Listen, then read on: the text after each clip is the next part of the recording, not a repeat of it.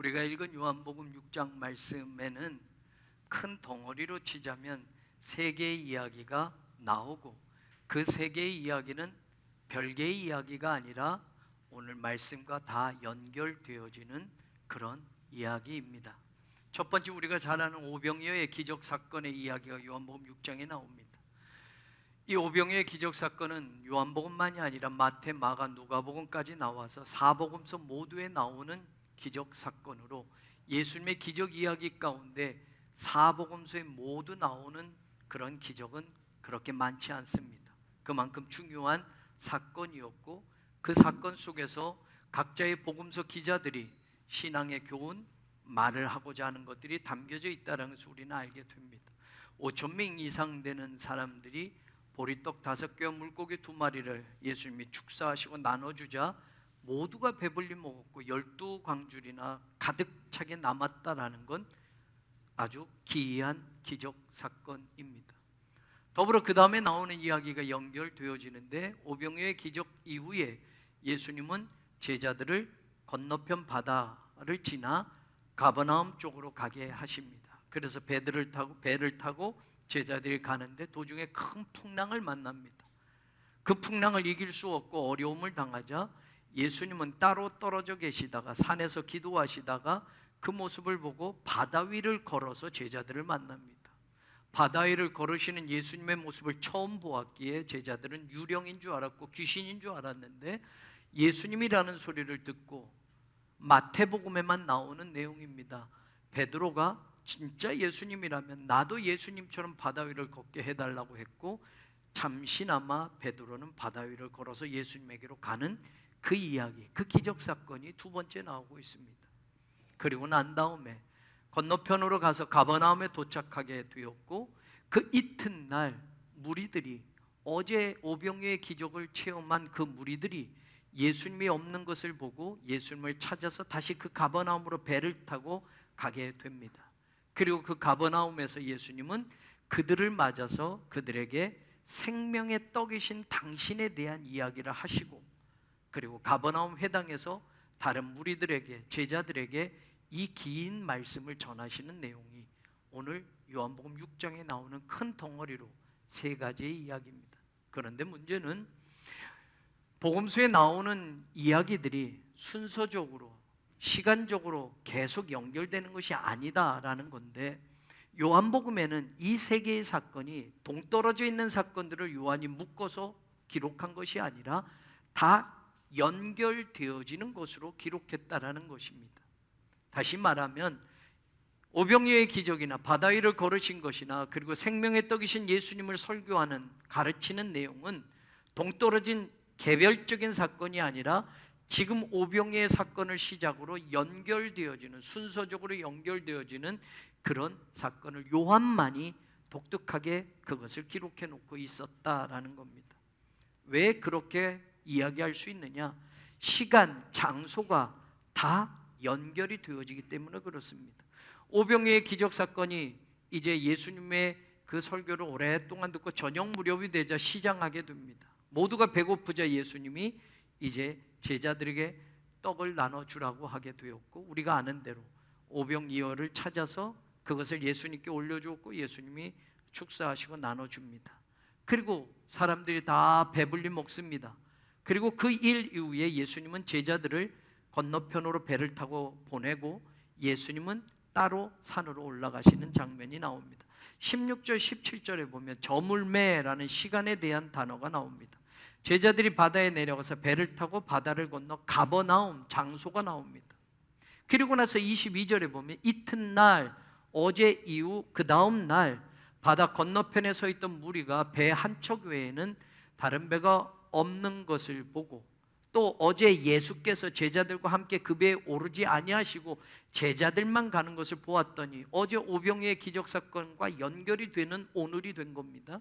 24절, 무리가 거기에 예수도 안 계시고 제자들도 없음을 보고 곧 배들을 타고 예수를 찾으러 가버나움, 어제 배를 타고 예수님이 제자들을 보낸 그 가버나움으로 가서, 장소가 같습니다. 시간이 연결이 되어지고 있습니다. 59절에 보면 이제 가버나움에서, 이 말씀은 예수께서 가버나움 회당에서 가르치실 때 하셨느니라.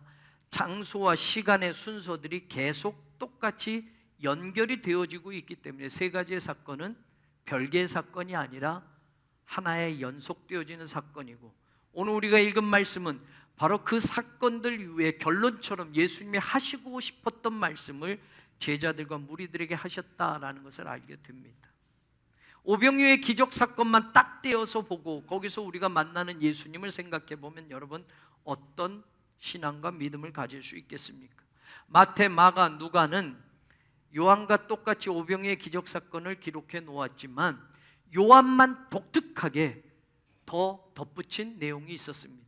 마태와 마가, 누가는 그 기적 사건 자체만 기록하고 끝났지만 요한은 그 자리에서 그 기적을 경험한 사람들의 반응을 독특하게 기록해 놓았습니다. 마태, 마가, 누가에는 나오지 않는데 요한만 그 기적 사건 이후에 그걸 체험한 사람들의 반응을 이렇게 기록합니다. 14절 15절에 보면 그 사람들이 예수께서 행하신 이 표적을 보고 말하되 이는 참으로 세상에 오실 그 선지자라 하더라. 그 다음에 15절에 그러므로 예수께서 그들이 와서 자기를 억지로 붙들어 임금으로 삼으려는 줄 아시고 다시 혼자 산으로 떠나가시느니라. 다른 복음서에 나오지 않는 사람들의 반응이 나옵니다. 사람들은 엄청난 기적을 보고 예수님이 보리떡 5개와 물고기 2마리로 5천 명이 넘는 사람들을 먹이신 그 사건을 경험한 후에 야, 이분이야말로 이 땅에 오실 바로 그 선지자, 세상에 오실 그 선지자 아니야? 라고 말하기 시작했다는 겁니다. 그리고 그 말은 다시 사람들을 동요시켰고, 자, 이분이야말로 우리가 기다리던 메시아, 바로 이분은 우리의 임금, 우리의 왕으로 삼아야 돼 라고 하는 동요가 일어날 때 예수님은 그 자리를 떠나셨다라는 겁니다. 그 선지자, 정관사를 붙여서 그 선지자라고 말한 그 선지자는 신명기 18장 15절에 나오는 선지자에 대한 이야기입니다. 유대인들은 신명기 18장 15절에 나오는 그 이야기를 가지고 바로 모세와 같은 선지자가 혹은 엘리야와 같은 선지자가 앞으로 우리에게 올 거다라는 기대를 가지고 있었습니다. 더 나아가서는 바로 그분이 우리를 구원해 줄 메시아다라는 생각을 가지고 있었습니다. 그 구원은 우리가 생각하는 구원과 다릅니다. 그분이야말로 권능을 가지고 이 땅에 와서 다윗의 왕권을 회복하고 옛날 그 화려했던 다윗의 왕국을 다시 회복할 정치적인 메시아가 바로 그분이고, 모세와 같은 그 선지자를 하나님이 또 우리에게 보내실 거라고 약속하셨기에 그들은 그렇게 기다리고 있었다라는 겁니다. 그러니 이런 놀라운 오병이어의 기적을 체험한 사람들은 바로 이분이야말로 그 선지자야, 이분이야말로 우리가 기다리던 메시아야 라고 하면서 요한복음의 기록은 예수님을 억지로 왕으로 삼으려고 했던 사람들의 태도와 마음을 보여주고 있습니다. 오병이어의 기적을 일으킨 예수님이라면 여러분 우리도 놓치고 싶지 않습니다. 보리떡 5개와 물고기 2마리로 5천 명이 넘는 남자들, 여자, 아이까지 하면 더 많은 숫자의 사람들을 그 단지 보리떡 5개, 물고기 2마리로 배불리 먹일 수 있는 예수님이라면 이 세상의 물질적인 걱정은 하지 않아도 되는 겁니다. 그런 예수님이라면 우리도 놓치고 싶지 않습니다. 그런 예수님이라면 우리도 우리의 왕이 되어 주십시오라고 그 사람들과 똑같은 마음과 똑같은 반응을 일으켰을 겁니다. 그 예수님만 우리의 임금이 되어 준다면 먹고 사는 걱정하지 않아도 됩니다. 교회만 다녀도 수지 맞는 겁니다. 예수 믿고 사는 것만 해도 먹고 사는 거 예수님이 이렇게만 해결해 주신다면 하나도 걱정하지 않고 살 수 있으니 그런 예수님을 놓치면 손해입니다. 그러니 이튿날 무리들은 배를 타고 가버나움까지 찾아가서 예수님을 다시 만나고 싶었던 겁니다. 어제 예수님을 놓치고 싶지 않았던 겁니다. 우리를 먹이고 우리를 살리는 육신적인 기적을 무한히 제공해 줄 수 있는 예수님이라면 누가 그 예수님을 놓치고 살겠습니까? 그 예수님을 붙들고 싶었던 겁니다. 그 예수님이야말로 우리 곁을 떠나지 말고 우리의 왕이 되어 주십시오 하고 싶었던 겁니다. 오늘 우리는 그때 사람들과 다를까요? 우리가 찾는 예수님도 우리의 육신적인 욕망을 무한히 채워주시고 인생에 참 먹고 사는 문제 힘든데 예수님만 계신다면 그 걱정 안 하고 살 수 있다면 우리 또한 예수님을 우리의 왕으로, 우리의 대통령이 되어달라고 아마 그 예수님 절대 놓치지 않겠다고 믿고 따르겠다고 저마다 나서지 않을까요? 그런 예수님이라면 전도도 잘 되지 않겠습니까? 예수 믿으십시오. 여러분들 걱정하지 마십시오. 먹고 사는 거 다 해결해 주십니다. 오병이어의 기적을 날마다 경험할 수 있습니다. 걱정하지 마십시오. 그러면 아마 사람들이 구름대처럼 교회에 몰려올 겁니다. 정말 인생의 떡을 위해서 예수님을 필요로 하고 예수님을 찾고 있는 것, 그것이 어떤 경우에는 우리도 솔직히 말하면 내 신앙의 내용일 때도 많다라는 말입니다.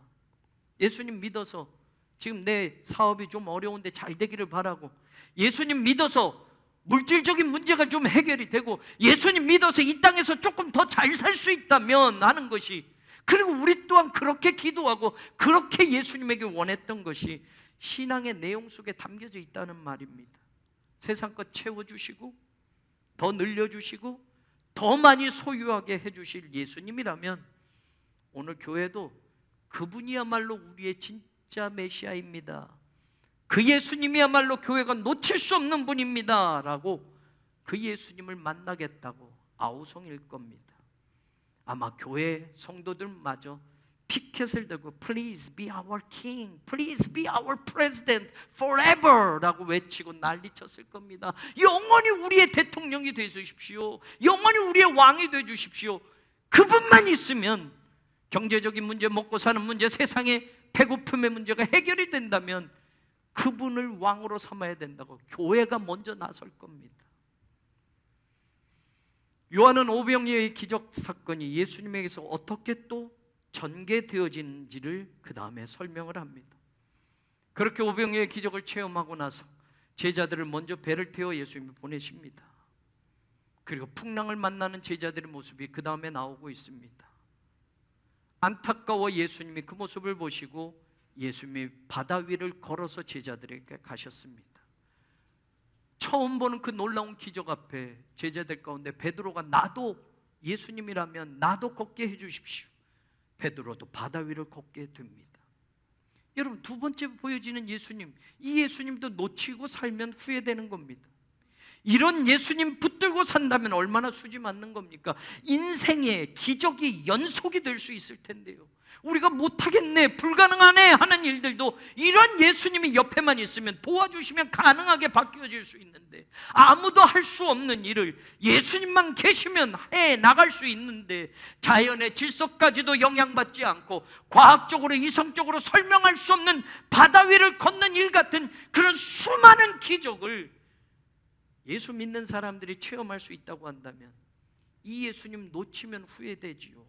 이 예수님을 믿고 싶지요. 이 예수님이라면 우리가 절대적으로 따르고 싶지요.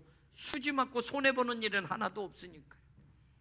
날마다 기적의 연속이라면, 상상할 수 없는 일들을 예수님이 그렇게 할 수 있도록 만들어준다면 저와 여러분 가운데 베드로처럼 바다 위도 걷게 하시고 도무지 과학적으로 설명할 수 없는 그런 기적과 같은 일들을 계속 예수님이 곁에 계셔서 우리에게 보여주신다면 그 예수님도 놓치면 안 되는 겁니다. 그 예수님 믿으면 세상 사람들한테 뻐기며 자랑할 만합니다. 예수 믿으면 이렇게 돼, 예수 믿으면 이런 놀라운 기적을 체험하는 거야, 당신들도 예수 믿어봐 할 수 있지 않습니까? 그런데 예수님이 오신 목적이 이겁니까?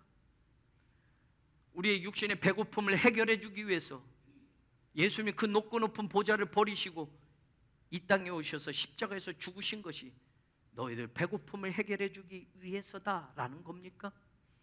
예수님이 이 땅에 오신 목적이 사순절 기간 주님의 십자가를 묵상하며 오늘 우리의 신앙의 죄를 돌아보는 이때에 진짜 예수님이 이 땅에 오신 목적이 교회 다니면 예수 믿으면 날마다 기적을 경험할 수 있는 거야, 그러니 예수 믿어라 라고 이걸 이야기하고 싶어서 예수님이 이 땅에 오신 겁니까? 이걸 보여주고 싶어서 예수님이 십자가에서 죽으신 겁니까? 예수님이 오신 목적은 육신의 배고픔을 해결해 주기 위함이 아닙니다. 세상에 놀랄 만한 기적을 예수 믿는 자들에게 날마다 보여주시기 위해서 예수님이 십자가에서 죽으신 게 아닙니다. 예수님 또한 나를 믿어야 너희가 먹고 사는 문제 해결받는다. 나를 믿어야 날마다 너희들이 기적을 경험하는 놀라운 인생을 사는 거야 라고 말하지 않습니다. 교회가 이런 일을 전파하라고 하시지도 않았습니다. 너희들 뭐 외칠 거 없어, 복음 다른 거 없어, 예수 믿으면 오병이어의 기적을 체험한다고 좀 외쳐라. 예수 믿으면 바다 위를 걸을 수 있다고 외쳐라. 놀랄 만한 기적을 경험하고 배고픔을 해결하고 육신의 모든 것들을 내가 책임져 준다고 교회들이 전도할 때마다 외쳐라. 그렇게 예수를 믿는 자들을 교회를 통해서 전파하라고 하신 것이 아닙니다. 핏값으로 사신 교회에 그것을 세상에 외치라고 예수님이 하신 것이 아니라는 말입니다. 예수님이 이 땅에 오신 목적이 그 두 가지의 큰 사건과 더불어 이제 요한복음 6장의 말미에 연결이 됩니다. 진짜 예수님이 원했던 것이 나옵니다. 하나님이 당신을 왜 이 땅에 보내셨는지에 대해서 예수님이 이제 말을 하시는 겁니다. 이것이 오늘 우리가 들어야 할 복음입니다. 기적 사건 자체에도, 오병이어 사건 자체에도 우리가 하나님의 뜻을 알 수 있는 그 놀라운 메시지들이 있지만 이 두 가지 사건이 오늘 사실은 요한복음 6장 이 마지막의 말씀과 연결이 되어져야만 우리가 하나님의 뜻을 제대로 분간할 수 있다라는 말입니다. 오병이어의 기적 사건을 체험한 무리들과 바다 위를 걸어서 오신 예수님을 보고 또 바다 위를 직접 걸어본 베드로와 제자들에게 예수님이 말씀합니다. 너희가 나를 찾는 것은 떡을 먹고 배부른 까닭이라. 예수님이 정확히 하셨습니다. 나를 찾는 이유가 오병이어의 기적에서 배고픔을 해결해 주었기 때문이야. 먹고 배불렀기 때문에 너희들이 나를 오늘도 찾아 나선 거야 라고 말합니다. 그러면서 27절에 썩을 양식을 위하여 일하지 말고 영생하도록 있는 양식을 위하여 하라 라고 말씀합니다. 예수님을 찾아온 무리들이 예수님께 다시 묻습니다. 어떻게 하여야 하나님의 일을 하오리까? 예수님이 말씀합니다. 하나님께서 보내신 일을 믿는 것이 하나님의 일이다. 그 말씀을 하시고 예수는 광야에서 하늘로부터 내려진 만나를 먹은 사람들은 모두 죽었는데 하나님께서 너희에게는 하늘로부터 참떡을 주신다. 그 떡은 세상에 생명을 주는 떡이니라 라고 말씀합니다. 예수님이 무슨 말씀하시려는지 이해하지 못한 사람들은 여기까지 들으니 너무 좋았습니다. 보세요. 어제 보리떡 5개 물고기 2마리로 육신의 배를 수천 명이 배불리 먹게 해준 것을 경험하지 않았습니까? 그래서 오늘 예수님을 이튿날 찾아오지 않았습니까? 가버나움까지 배를 타고 쫓아오지 않았습니까? 예수님이 지금 그들에게 하신 말씀이 뭡니까? 하늘로부터 하나님이 떡을 내려주실 거야. 그 떡은 생명을 주는 떡이다 라고 하니까 얼마나 좋습니까? 야, 어제 먹은 보리떡 5개 물고기 2마리 말고 이제 진짜 떡을 주시는구나. 생명의 떡을 주시는구나. 그래서 34절에 그들이 이렇게 말합니다. 주여, 이 떡을 항상 우리에게 주소서. 그 떡 먹으면 생명을 주는 떡이니 조상들은 만나를 먹고 죽었는데 이제 하늘에서 새로운 생명의 떡을 주신다고 하니 이 떡을 당장에, 아니 영원토록 항상 계속 우리에게 주소서라고 외쳤습니다. 그런데 그 다음 예수님의 말씀이 이상합니다. 그들이 기대했던 떡은 육신의 떡과 같은 생명을 연장시키고 생명을 주는 떡인 줄 알았는데 35절에 바로 예수님이 이렇게 말합니다. 내가 생명의 떡이다. 내게 오는 자는 결코 줄이지도 않고 나를 믿는 자는 영원히 목마르지 아니하리라. 무슨 말씀일까? 아니 어제 같은 보리떡 5개 물고기 2마리로 이젠 하늘에서 생명의 떡을 하나님이 주신 것을 우리에게 줄 줄 알았는데 당신이 생명의 떡이라고 말합니다. 자기를 믿어야만 영원히 목마르지 않고 자기를 믿어야만 굶주리지 않는다고 말합니다. 그러니까 당장에 주여 이 떡을 우리에게 주소서 하던 사람들이 반응이 달라집니다. 41절 42절 보십시오. 자기가 하늘에서 내려온 떡이라 하심으로 유대인들이 예수에 대하여 수군거려라. 이건 좀 다른데? 예수님이 하늘에서 하나님이 주시는 생명의 떡을 우리에게 주는 줄 알았는데 자기가 하늘에서 내려온 떡이라고 이야기하니 사람들이 수군거리기 시작했습니다. 왜요? 그 다음에 나오죠. 42절. 요셉의 아들 예수잖아. 부모를 아는데 자기가 언제 어떻게 하늘에서 내려왔다고 말을 하는 거야? 말도 안 돼. 거짓말이야. 이상한 말을 하네. 사람들이 수군거립니다. 그것을 예수님 보시면서 더 강조해서 48절에서 51절 말합니다. 내가 생명의 떡이야. 너희 조상들은 광야에서 만나를 먹었지만 그 만나를 먹고 죽었지만 하늘에서 내려온 내 생명의 떡인 나를 먹는 사람은 죽지 않아. 내가 하늘에서 내려온 떡이니 살아있는 떡이니 참 떡이니 이 떡을 먹으면 영생하는 거야. 내가 줄 떡은 곧 세상의 생명을 위한 내 살이다 라고 또 이렇게 말합니다. 그러니 더 놀랄 일입니다. 아니 자기 살을 먹게 한단 말이야. 그 살을 먹어야만 영생을 얻는다 그러고 그 살이 바로 당신이 생명의 떡이라고 말하는 거야. 여기까지 또 말하자 사람들이 수군거리던 사람들이 52절 달라집니다. 유대인들이 서로 다투어 이르되 이 사람이 어찌 능히 자기 살을 우리에게 주어 먹게 하는. 이거 이상한 말을 하는데 어제 보리떡 5개 물고기 2마리로 배불리 넘치도록 먹여준 거하고 다른데 자기가 생명의 떡이라고 하고 자기가 하늘로부터 내려왔다고 하고 자기 살을 먹어야만 영생한다고 하니 사람들이 예수님에 대해서 불신하기 시작합니다. 수군거리던 사람들이 서로 다툽니다. 어떤 사람은 그럴 수 있다, 어떤 사람은 그러자, 어떤 사람은 안 돼, 저건 말이 안 돼. 서로 싸우기 시작했다고 이야기합니다. 그런 모습을 보던 예수님은 더 원색적인 표현을 합니다. 53절 55절 인자의 살을 먹지 않고 이제는 인자의 피까지 말합니다. 피를 마시지 않으면 너희 속에 생명이 없다. 내 살을 먹고 내 피를 마시는 자가 영생을 가졌고 마지막 날에 내가 그를 다시 살릴 거다. 내 살이야말로 참된 양식이고 내 피는 참된 음료다. 아니 예수님의 살과 피를 먹으라면 예수님을 죽여서 그 살과 피를 먹으라. 원색적인 그냥 말로 이해하니 사람들은 혼동이 왔던 겁니다. 수군거리고 다투는 것으로 끝난 게 아닙니다. 무리들이었습니다. 그런데 이제는 그 말이 들려지자 예수님의 살과 피를 먹고 마시라고 하는 말이 들려지자 제자들마저 흔들리기 시작합니다. 60절을 보세요. 제자 중 여럿이 듣고 말하되 이 말씀은 어렵도다. 누가 들을 수 있느냐 한데 61절 예수께서 스스로 제자들이 이 말씀에 대해 수군거리는 줄 아시고 무리들만 그런 줄 알았는데 이제 예수님의 제자들마저도 무슨 말씀이야?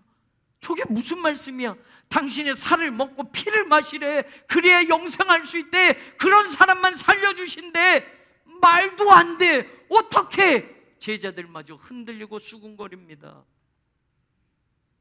예수님의 오병이어의 기적 사건과 바다 위를 걸으신 기적과 가버나움으로 보내서 이제 이 모든 일을 종합하며 예수님이 이 땅에 오신 이유와 예수님을 통해서 이루실 하나님의 계획을 이제 본격적으로 말씀하기 시작했는데 십자가의 그 길을 이제 설명하려고 하는데 제자들마저 수군거리고 흔들리는 겁니다.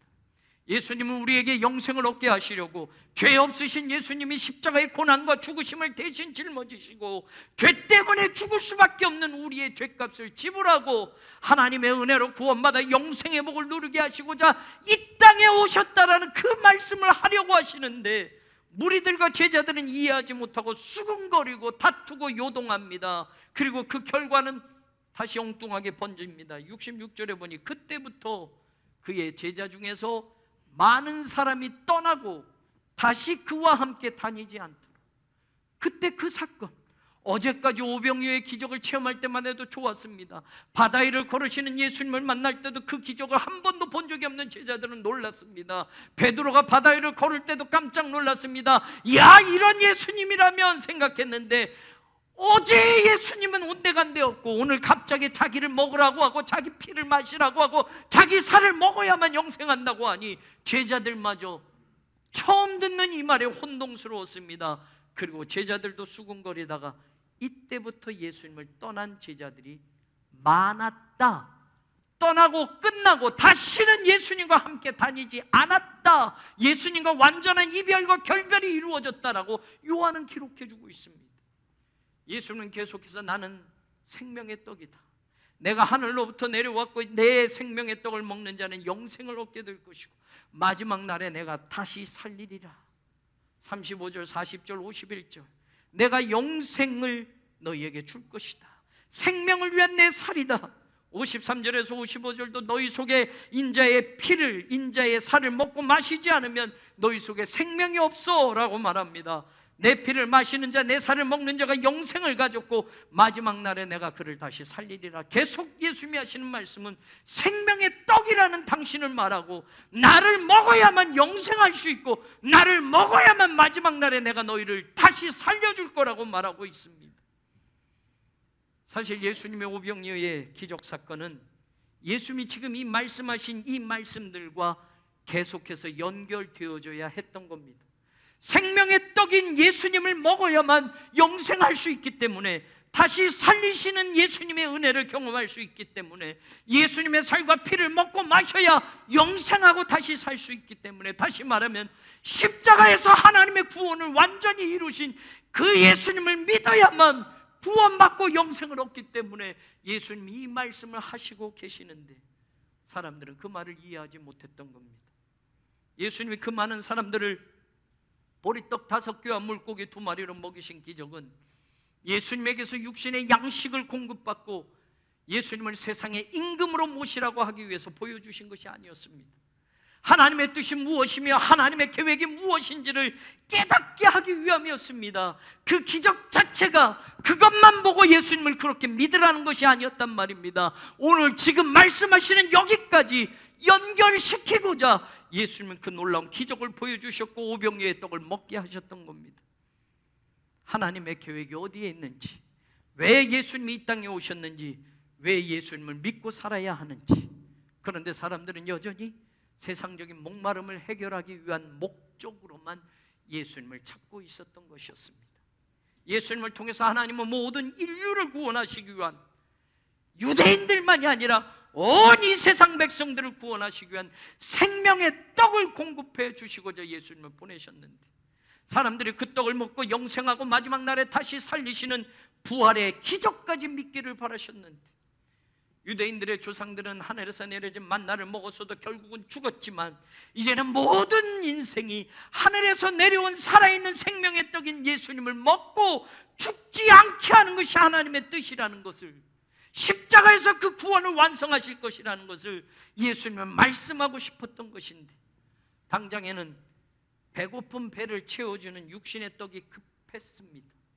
세상을 살면서 당장에는 돈이 필요하고 물질이 더 절대적으로 필요합니다. 세상의 것들을 더 많이 소유하고 사는 것이 우리의 행복이라고 생각하고 그것이 신앙의 결과요, 신앙의 축복이라고 착각하며 살게도 합니다.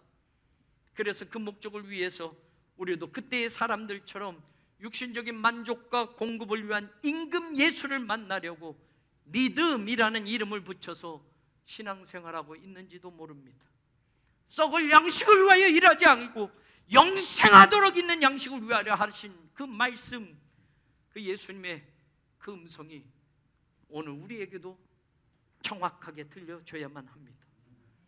영생의 떡을 먹이시기 위하여 우리에게 오신 예수님, 그렇게 당신을 보내신 하나님의 뜻을 위하여 십자가에서 고통과 죽음의 쓴장까지 마시며 우리에게 생명의 떡을 먹게 하신 예수님을 더 깊게 생각하며 신앙의 모든 자리를 돌아보는 우리의 사순절이 되기를 바랍니다. 제자들마저 그 뜻을 이해하지 못하고 그때부터 많은 제자들이 떠나고 다시 예수님과 함께 다니지 않았다고 요한은 전하고 있지 않습니까? 자신의 목적을 이루기 위한 수단으로 예수님을 따랐던 사람들은 결국에는 돌아서고 말았습니다. 하나님의 목적과 계획에 자신의 모든 것을 맡긴 채 제자로 사는 길에 관심이 없고 자신의 인생과 자신의 욕망을 채우기 위해 예수님을 따르려고 했던 사람들은 결국은 예수님을 끝까지 쫓는 제자가 될 수 없었습니다. 그때부터 그의 제자 중에서 많은 사람이 떠나가고, 요한의 이 표현이 왜 슬픕니까? 요한의 이 설명이 왜 제 가슴을 두근거리게 합니까? 그들이 저일 수 있기 때문에 그렇습니다. 그때부터 그의 제자, 예수의 제자 중에서 많은 사람이 떠나가고 한 그 많은 사람이 오늘 교회일 수도 있고 여러분일 수도 있기 때문에 그렇습니다. 우리도 내 욕심과 세상 목적을 내려놓지 않으면 언젠가는 예수님을 버리고 떠나버릴 그런 모습이 있을 수 있으니까요. 생각해 보십시오.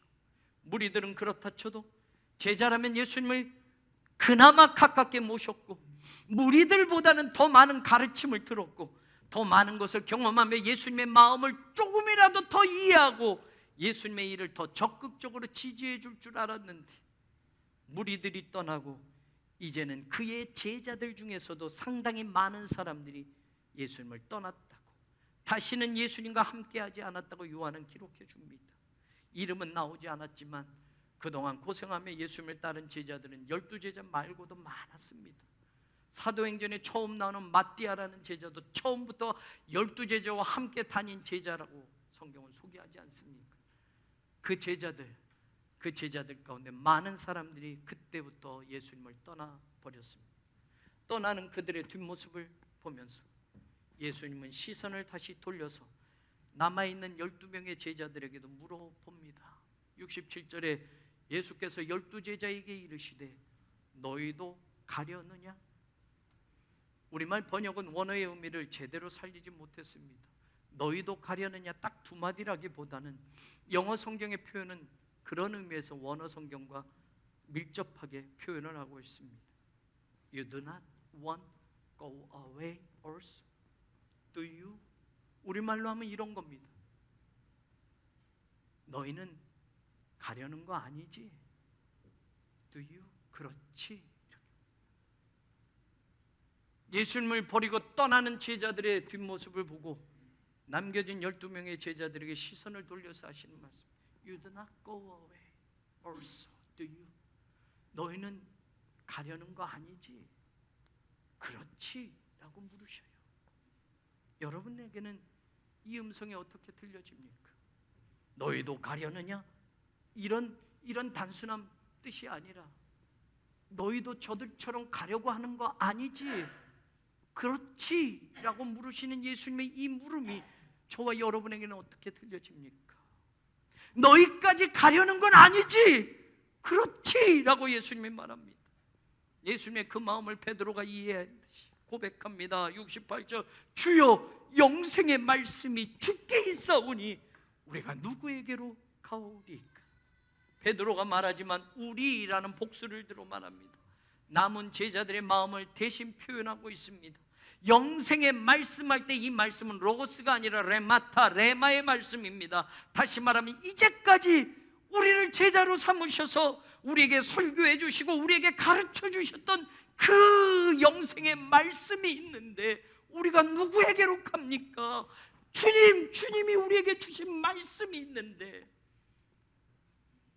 그 고백은 어쩌면 앞에 63절에 예수님이 하신 말씀과 연결이 되어집니다. 살리는 것은 영은 영이니 육은 무익하니라. 내가 너희에게 이른 말은 영이요 생명이라. 오늘 사순절 기간에 우리가 들어야 할 말씀이 여기 있습니다. 사랑하는 여러분, 영생의 말씀을 붙드는 성도가 되기를 원합니다. 육신의 말이 아니라 예수 믿고 잘 됩니다. 예수 믿고 배부릅니다. 예수 믿고 오병이의 기적을 체험할 수 있습니다. 예수 믿고 세상 사람들은 할 수 없는 바다 위를 걸어가는 기적을 보게 됩니다. 육신적인 그 말에 귀 기울이는 것이 아니라 왜 예수님이 이 땅에 오셨고 죽을 수밖에 없는 나를 위해서 십자가의 그 무거운 짐을 지고 죽으셔야 했는지, 예수님의 구원의 십자가의 능력이 어디까지인지, 그 십자가를 붙드는 사람들이 오늘 붙들고 죽을 때까지 살아가야 할 하나님의 말씀이 무엇인지 생명의 말씀을 놓치지 않는 여러분들이 되기를 원합니다. 여전히 가난할 수 있습니다. 여전히 이 땅을 살면서 우리가 아플 수 있습니다. 남들보다 더 고통스러운 인생을 경험할 수 있습니다.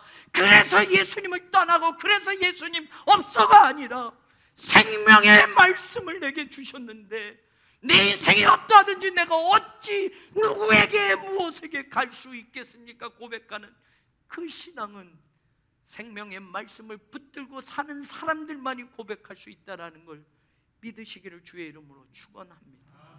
어떻게 하면 떡을 많이 먹을까? 어떻게 하면 그렇게 실컷 먹고도 12간이나 가득 차는 풍족한 인생을 살 수 있을까? 예수님, 내게 그렇게 해주세요. 예수님이 그런 복을 주시고 세상 사람들도 깜짝 놀랄 만한 기적, 바다 위를 걸어가고 불가능한 일들을 예수 믿는 자들은 척척척척 하는 것, 그 인생을 경험해서 세상 사람들 전도하는 거 쉬워지고, 예수 믿으면 오병이어의 기적, 예수 믿으면 상상할 수 없는 불가능한 일들이 현실이 되는, 그것만 붙들고 살면 아마 세상 사람들도 교회에 북적거리고 모여들 겁니다. 어떻게 하면 숫자를 늘릴까? 어떻게 하면 세상 것 더 많이 소유할까? 썩을 양식을 위하여 하지 말고 영생하도록 있는 양식을 위하여 일하라고 하신 주님의 말씀, 그걸 붙들고 사는 제자로 저와 여러분이 서 있기를 주의 이름으로 축원합니다. 오늘도 영생의 말씀이 주께 있사니 우리가 어디로 가고 누구에게로 가오리까 고백하며 가룟 유다의 죄를 반복하지 않는 제자들이 되기를 원합니다. 무리가 아니라 제자로 살고 떠나가는 제자들이 아니라 끝까지 주님께 남아있는 제자들이 되어서 마지막 주님이 살리시는 부활의 그 자리까지 저와 여러분의 신앙의 걸음이 멈춰지지 않기를, 영생을 주시는 생명의 떡이 되신 우리 주님 예수 그리스도의 이름으로 간절히 축원합니다.